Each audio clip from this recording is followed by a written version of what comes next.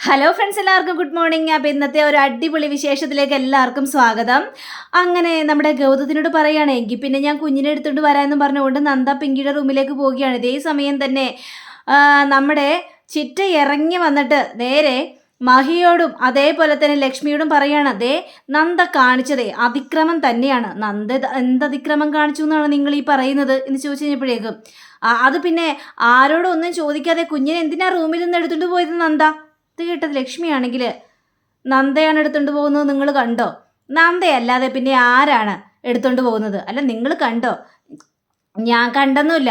അത് പിന്നെ പിങ്കിയായിട്ട് ഞാൻ ബാത്റൂമിലായിരുന്നു, അതുകൊണ്ടാ ഞങ്ങളില്ലാത്ത തക്ക നോക്കി അവൾ ഞങ്ങളുടെ റൂമിലേക്ക് പതിയെ പതിയെ കയറിയിട്ട് ആ കുഞ്ഞിനെ എടുത്തുകൊണ്ട് പോയതല്ലേ. അല്ലെങ്കിലും അമ്മയുടെ കയ്യിൽ നിന്ന് കുഞ്ഞിനെ തട്ടിപ്പറിക്കാൻ അവൾ ആരാണ്? ആഹാ, കൊള്ളാലോ ഗിരിജെ. ഗിരിജ തന്നെയാണ് ഇങ്ങനെയൊക്കെ പറയുന്നത്. ഒരു കാര്യം ചിന്തിക്കണം, ആ കുഞ്ഞിൻ്റെ അമ്മ നന്ദയാണ്. അത് മറക്കാൻ പാടില്ലാത്ത കാര്യമാണ് ഗിരിജെ. ഓ പിന്നെ അന്ന് വിചാരിച്ച് കുഞ്ഞിനെ ഇങ്ങനെ ആരോടും ചോദിക്കാതെ എടുത്തുകൊണ്ട് പോകുന്നത് ശരിയാണെന്നാണോ ലക്ഷ്മി പറയുന്നത്? ഒരു ശരികേടുമില്ല. അവളുടെ കുഞ്ഞിനെ അവൾക്ക് എടുക്കാം, താലോലിക്കാം, ലാളിക്കാം, എല്ലാം ചെയ്യാം. എല്ലാം ചെയ്യാം. പക്ഷേ ചോദിച്ചിട്ട് വേണം എടുത്തുകൊണ്ട് പോകാനായിട്ട്. അല്ലാതെ ചോദിക്കാതെയും പറയാതെ എടുത്തുകൊണ്ട് പോകാൻ നിൽക്കരുത്. ഇത് കേട്ട മഹിക്ക് കലി വരികയാണ്. നിങ്ങൾ എന്തൊക്കെയാ കിടന്ന് പറയുന്നത്? കുറേ നേരം അതിലൂടെ കിടന്ന് ചിലച്ചുകൊണ്ടിരിക്കുന്നത്. ഞാനൊരു കാര്യം പറഞ്ഞേക്കതല്ലേ, നിങ്ങളെ വായ നിങ്ങൾ അടക്കി വെച്ചോളണം. നന്ദയും ഗൗതമാണ് യഥാർത്ഥ അച്ഛനും അമ്മയും, അല്ലാതെ പിങ്കിയല്ല. പിങ്കി എന്തിനാ എപ്പോഴും കൊണ്ടേ കുഞ്ഞിനെ അവളുടെ അടുത്ത് കിടത്തുന്നത്? അതിൻ്റെ കാര്യമൊന്നുമില്ല. നന്ദയ്ക്ക് അതിനുള്ള അവകാശവും അധികാരവും ഒക്കെ ഉണ്ട് കുഞ്ഞിനെ എടുത്തുകൊണ്ട് പോകാനും. അല്ലാതെ നിങ്ങളുടെ അനുഭവത്തിൻ്റെ ആവശ്യമൊന്നുമില്ല നന്ദയ്ക്ക്. ഇത് കേട്ടുകഴിഞ്ഞപ്പോഴേക്കും, എന്നാലും അങ്ങനെയല്ലല്ലോ, ഒരെങ്ങനെയല്ലോ എന്നല്ല. അവൾക്ക് ആവശ്യമുള്ളപ്പോൾ അവൾ കുഞ്ഞിനെ എടുക്കുകയും ചെയ്യും, കുഞ്ഞിനെ താലോലിക്കുകയും ചെയ്യും. അതൊന്നും നിങ്ങൾ കൂടുതൽ അന്വേഷിച്ച് ബുദ്ധിമുട്ടേണ്ട കാര്യമൊന്നുമില്ല എന്നും പറഞ്ഞുകൊണ്ട് ആ ഗിരിജയുടെ നാവടപ്പിക്കുകയാണ് ലക്ഷ്മി. എന്നാലും ഈ തള്ള ഒരു കണക്കിന് പോകുകയൊന്നുമില്ല. അങ്ങനെ നമ്മുടെ നന്ദ കുഞ്ഞിനെയും കൊണ്ട് നേരെ ഗൗതത്തിൻ്റെ അടുത്തേക്ക് ചെല്ലുകയാണ്. അപ്പോൾ കുഞ്ഞ് ഭയങ്കര കരച്ചിലാ. അപ്പോൾ നന്ദ പറയണേ, എന്നാടാ കുഞ്ഞ് നീ ഇങ്ങനെ കരയല്ലേ? ധാരാ നോക്കിയേ, മോൻ്റെ അച്ഛനാ എന്നും പറഞ്ഞുകൊണ്ട് നമ്മുടെ ഗൗതത്തിൻ്റെ കയ്യിലേക്ക് കുഞ്ഞിനെ കൊടുക്കുകയാണ്. ഗൗതത്തിൻ്റെ സന്തോഷം കൊണ്ട് കണ്ണങ്ങനെ നിറഞ്ഞു നിൽക്കുകയാണ്. അങ്ങനെ നമ്മുടെ നന്ദിയോട് പറയണം, അതെ ഞാൻ ഒരാളെ കാണിച്ചിട്ട് വരട്ടെ, ഇങ്ങോട്ട് താ. ആരെ കാണിക്കാനായിട്ട്? ഞാനൊരാളെ കാണിക്കട്ടേന്നേ എന്ന് പറഞ്ഞുകൊണ്ട് കുഞ്ഞിനെയും കൊണ്ട് നേരെ ഒരു ഫോട്ടോയുടെ മുന്നിലേക്ക് പോവുകയാണ്. അത് നമ്മുടെ നന്ദയുടെ അച്ഛൻ്റെ ഫോട്ടോയായിരുന്നു. ഇതാരാണെന്ന് അറിയാവോ? ഇത് മോൻ്റെ മുത്തശ്ശനാ. അച്ഛൻ പറഞ്ഞതുപോലെ തന്നെ നന്ദയിലൊരു കുഞ്ഞിനെ കാണണമെന്ന് അച്ഛന് വല്ലാത്തൊരു ആഗ്രഹം ഉണ്ടായിരുന്നില്ലേ? അച്ഛാ, ആ കുഞ്ഞായത്, നന്ദയുടെ കുഞ്ഞായത്. അപ്പോൾ ഗൗതത്തിൻ്റെ ആ ഒരു വർത്തമാനം കേട്ട് കഴിഞ്ഞപ്പോഴേക്കും നന്ദയുടെയും കണ്ണുകളൊക്കെ നിറയുക. നന്ദയ്ക്ക് അത് കേട്ട് കഴിഞ്ഞപ്പോഴേക്കും സങ്കടം സഹിക്കാനായിട്ട് പറ്റിയില്ല.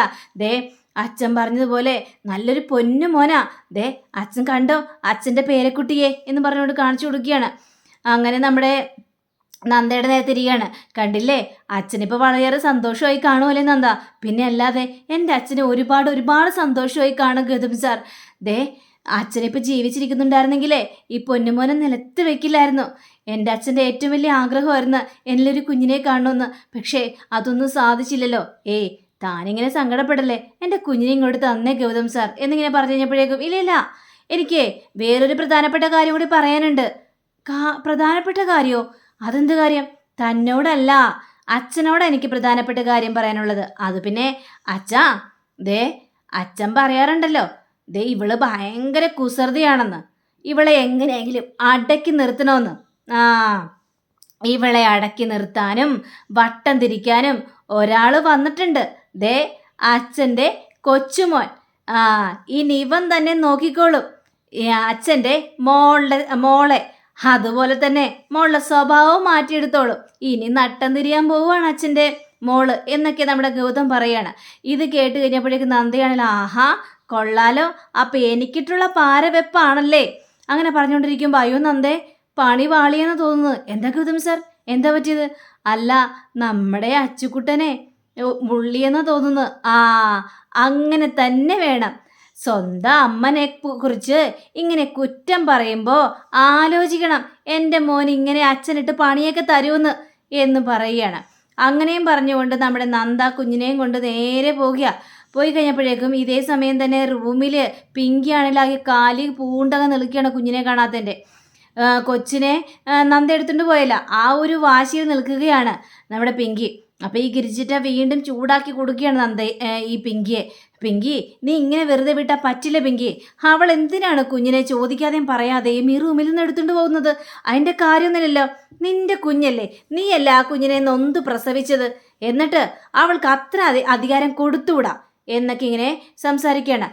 ചിറ്റേ, അവൾ വരട്ടെ, അവളെ ഞാൻ വെറുതെ വിടില്ല എന്നും പറഞ്ഞുകൊണ്ട് നിൽക്കുമ്പോൾ ദേ വരുന്നു നമ്മുടെ നന്ദ കുഞ്ഞിനെയായിട്ട്.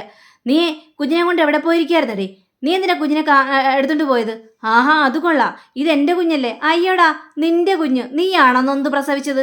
ദേ കുഞ്ഞ് കരയുന്നുണ്ടല്ലേ, ഇങ്ങോട്ട് നിന്റെ കുഞ്ഞിനെ എന്നും പറഞ്ഞുകൊണ്ട് കുഞ്ഞിനെ എടുത്ത് കഴിഞ്ഞപ്പോഴേക്കും കുഞ്ഞ് വീണ്ടും കരച്ചിൽ കൂടി കഴിഞ്ഞപ്പോഴേക്കും കണ്ടോ, കുഞ്ഞിനിപ്പോൾ നല്ല ആക്റ്റീവ് ആയിരുന്നല്ലോ. കുഞ്ഞിപ്പോൾ കരഞ്ഞത് കണ്ടില്ലേ? ആക്റ്റീവ് ആയിരുന്നോ? ആര് പറഞ്ഞടി കുഞ്ഞ് ആക്റ്റീവ് ആയിരുന്നെന്ന്? നീയാണോ തീരുമാനിക്കുന്നത്? ഈ തൊട്ടിലേക്ക് കിടത്ത് എന്ന് പറഞ്ഞുകൊണ്ട് കുഞ്ഞിനെ എടുത്ത് തൊട്ടിലേക്ക് കിടത്തുകയാണ്. ഇതിന് മേല കുഞ്ഞിനെ ചോദിക്കാതെയും പറയാതെ എടുത്തുകൊണ്ട് പോയാലുണ്ടല്ലോ. അപ്പം നന്ദയും പറയാണ്, സോറി പിങ്കിയും പറയാണ്, നീ എന്തിനാ നന്ദേ എൻ്റെ കുഞ്ഞിനെ എടുത്തുകൊണ്ട് പോയത്? ആഹാ, കൊള്ളാലോ, പിങ്കിയും ചിറ്റയും കൂടി കിടന്ന് എന്നെ ചോദ്യം ചെയ്യുകയാണോ? എനിക്ക് ഈ കുഞ്ഞിനെടുക്കാനുള്ള അധികാരമുണ്ട്. ഇതേ എൻ്റെ കുഞ്ഞാണ്. ആ കാര്യം നീ മറന്നുപോയോ ചോദിച്ചപ്പോഴേക്കും, ദേ നന്ദേ, അനാവശ്യമായ കാര്യങ്ങളൊന്നും സംസാരിക്കാൻ നിൽക്കരുത്. ഞാൻ പ്രസവിച്ച കുഞ്ഞാണിത്. എൻ്റെ അടുത്തുനിന്ന് ഈ കുഞ്ഞിനെ എടുത്തുകൊണ്ട് പോകാൻ ഞാൻ സമ്മതിക്കത്തില്ല. കുഞ്ഞിന് പാൽ കൊടുക്കണ്ടേ, വിശക്കുമ്പോൾ എന്തെങ്കിലും കൊടുക്കണ്ടേ എന്നൊക്കെ എനിക്ക് സംസാരിച്ച് കഴിഞ്ഞപ്പോഴേക്കും നമ്മുടെ ചിറ്റയും പറയാണ്, എടി, നൊന്ത് പ്രസവിക്കണം. ഒരുപാട് കഷ്ടപ്പെട്ടിട്ടാണ് ഈ കുഞ്ഞിനെ പിങ്കി പ്രസവിച്ചത്. പിന്നെ പാല് കൊടുക്കാനും പിങ്കിക്കേ പറ്റുള്ളൂ. അമ്മയുടെ ചൂടേൽപ്പിക്കാനും അത് പിങ്കിക്കേ പറ്റുള്ളൂ. നിന്നെക്കൊണ്ട് അതെല്ലാം സാധിക്കോ? കുഞ്ഞിന് വിശക്കുമ്പോൾ നീ എന്ത് ചെയ്യും? പച്ചവെള്ളം കോരി കൊടുക്കോ എന്നൊക്കെ ഇങ്ങനെ നന്ദയെ അപമാനിക്കുന്ന രീതിയിൽ ഈ ചിറ്റ ഓരോന്നിങ്ങനെ സംസാരിക്കുകയാണ്. ഇത് കേട്ട് കഴിഞ്ഞപ്പോഴേക്കും നന്ദയ്ക്ക് സഹിക്കാനായിട്ട് പറ്റില്ല. ചിറ്റേ, കാര്യങ്ങൾ അറിയാതെ സംസാരിക്കരുത്. എന്ത് കാര്യങ്ങൾ അറിയാതെ സംസാരിക്കരുതെന്ന്? കുഞ്ഞിനെ കൊണ്ടുപോയിട്ട് ആരോടും ചോദിക്കാതെ കൊണ്ടുപോയിട്ട് ഇപ്പം കിടന്ന് നീ തട്ടാമ്പട്ടത്തിന് വർത്തമാനം പറയുകയാണ്. ഇനി മേലാൽ ഈ റൂമിൽ കയറി കുഞ്ഞിനെ എടുത്തു പോയാലുണ്ടല്ലോ, പിങ്കി മോളെ, കുഞ്ഞിനെ കുറച്ച് പാല് കൊടുക്ക് എന്ന് പറഞ്ഞു കഴിഞ്ഞപ്പോഴേക്കും, ചിറ്റേ, മറ്റൊരാൾ ഇവിടെ നിൽക്കുമ്പോൾ എങ്ങനെയാണ് ചിറ്റയെ പാല് കൊടുക്കുന്നത് എന്ന് ചോദിച്ചപ്പോഴേക്കും നന്ദയുടെ കണ്ണ് നിറയുക. അപ്പോൾ എടി, പറയുന്നത് കേട്ടില്ലേ? നീ എന്തിനാ വീണ്ടും ഇവിടെ കെട്ടിത്തുള്ളി നിൽക്കുന്നത്? ഇറങ്ങിപ്പോടി ഞങ്ങളുടെ റൂമിൽ നിന്ന് എന്ന് പറഞ്ഞ് നന്ദയെ പിടിച്ച് വലിച്ചടിച്ചുകൊണ്ട് നേരെ റൂമിന് പുറത്താക്കിയിട്ട് കഥ കടക്കുകയാണ് ചിറ്റ. അത് നന്ദയ്ക്ക് സഹിക്കാൻ പറ്റില്ല. നന്ദയിരുന്ന് ഭയങ്കരയേറെ കരച്ചില്. കുറച്ച് കഴിഞ്ഞപ്പോഴേക്കും നന്ദയാണ് ലക്ഷ്മിയോടും മോഹിനിയോടും കാര്യങ്ങളെല്ലാം പറയുക. അപ്പോൾ ലക്ഷ്മിയാണെങ്കിൽ അവളുടെ അഹങ്കാരമില്ലേ, ആ ചിറ്റ, അവളാണ് ഇത്തരത്തിലുള്ള പ്രവൃത്തികളെല്ലാം ചെയ്യുന്നത്. കണ്ടില്ലേ, നന്ദയല്ലേ ആ കുഞ്ഞിൻ്റെ യഥാർത്ഥ അമ്മ. എന്നിട്ട് എന്തിനാണ് അവരെങ്ങനെ അധികാരം കാണിക്കുന്നത്? എനിക്ക് മനസ്സിലാവുന്നില്ല എന്ന് ലക്ഷ്മി പറഞ്ഞു കഴിഞ്ഞപ്പോഴേക്കും മോഹിനിയാണെങ്കിൽ, നന്ദേ, നിന്നെ കൊണ്ട് കൊള്ളില്ലാഞ്ഞിട്ടാണ്. നിനക്ക് തൻ്റെ ഇടമില്ല. എൻ്റെ അടുത്തായിരിക്കണം അവരുടെ ഈ സ്വഭാവം കാണിക്കല്. അവരുടെ കാരണത്തൊന്ന് പൊട്ടിച്ചിട്ട് ആ കുഞ്ഞിനെ എടുത്തുകൊണ്ട് ഞാനിങ്ങോട്ട് വന്നാനായിരുന്നു. ഇതൊക്കെ ചെയ്യേണ്ടതാണ് നന്ദേ. അല്ലെങ്കിലും എന്തിനാണ് പിങ്കിയുടെ അടുത്തേക്ക് കുഞ്ഞിനെ കെടുത്തിരിക്കുന്നത്? എൻ്റെ കാര്യമൊന്നുമില്ല. നീയാണ് എപ്പോഴും കുഞ്ഞിനെ സംരക്ഷിക്കേണ്ടത്. അതും മനസ്സിലാക്കേണ്ട കാര്യം തന്നെയാണ്.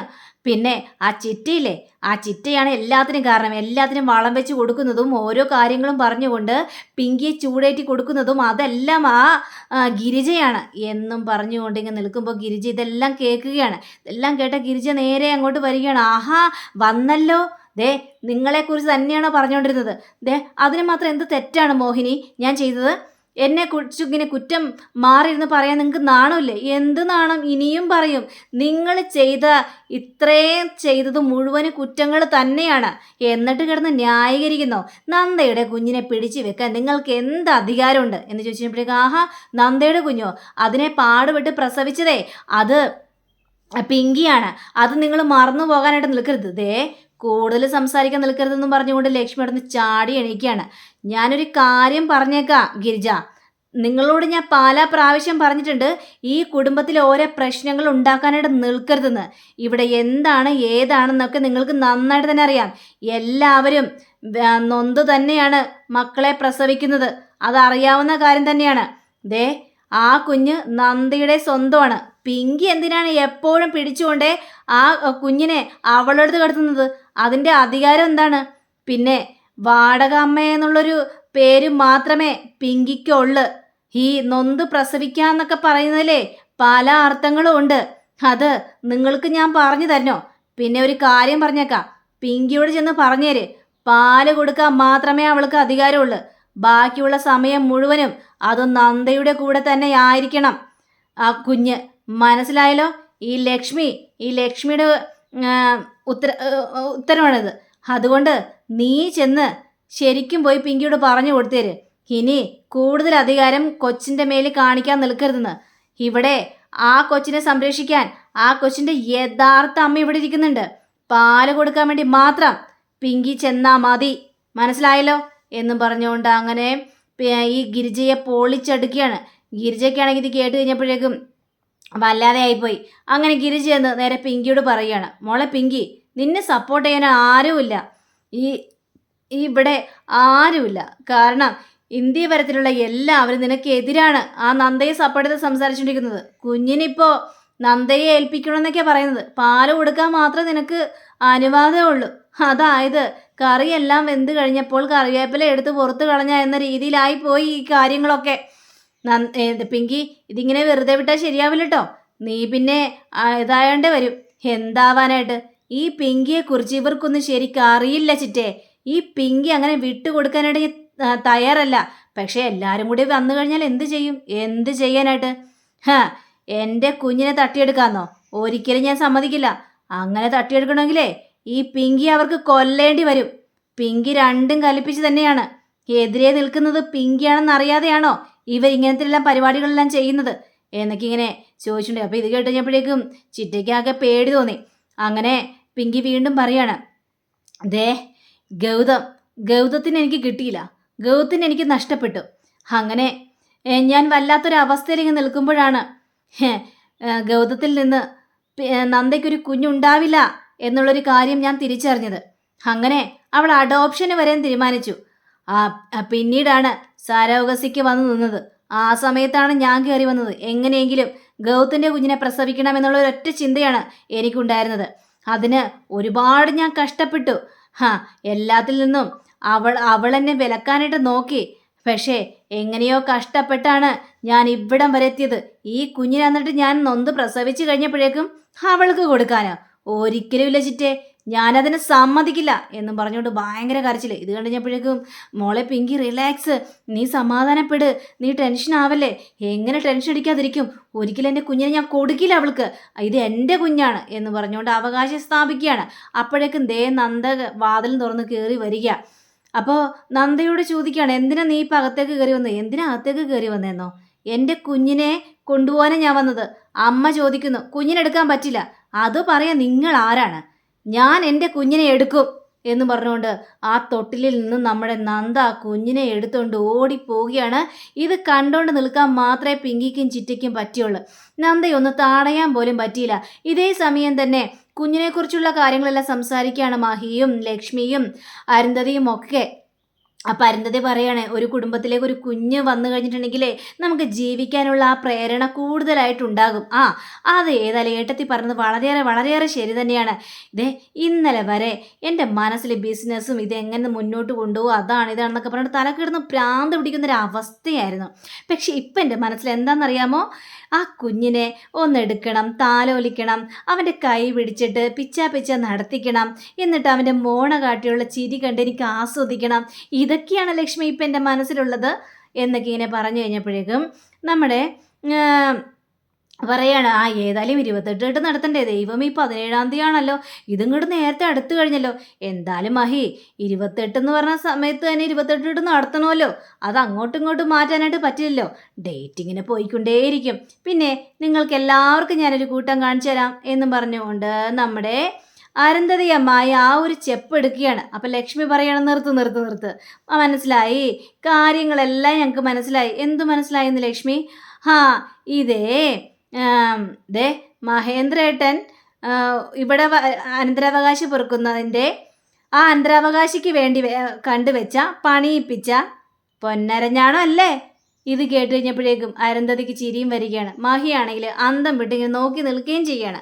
അപ്പം അങ്ങനെയും കാണിച്ചുകൊണ്ടാണ് നമ്മുടെ ഇന്നത്തെ ഇവിടെ അവസാനിച്ചിരിക്കുന്നത്. അടുത്ത ഇവനെ കാത്തിരിക്കുക, സബ്സ്ക്രൈബ് ചെയ്യുക. എല്ലാവർക്കും നല്ലൊരു ദിനം ആശംസിച്ചുകൊണ്ട് തന്നെ നമസ്കാരം. താങ്ക് യു സീഗൻ, ബൈ.